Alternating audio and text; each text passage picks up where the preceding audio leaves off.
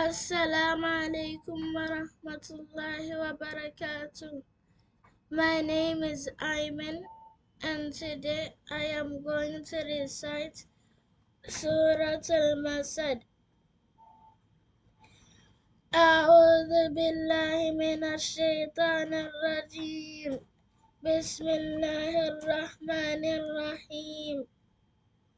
تبت يدا أبي لهب وتب ما أغنى عنه ماله وما كسب سيصلى نارا ذات لهب وامرأته حمالة الحطب في جيدها حبل من مسد.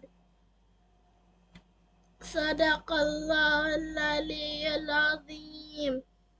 السلام عليكم ورحمة الله وبركاته.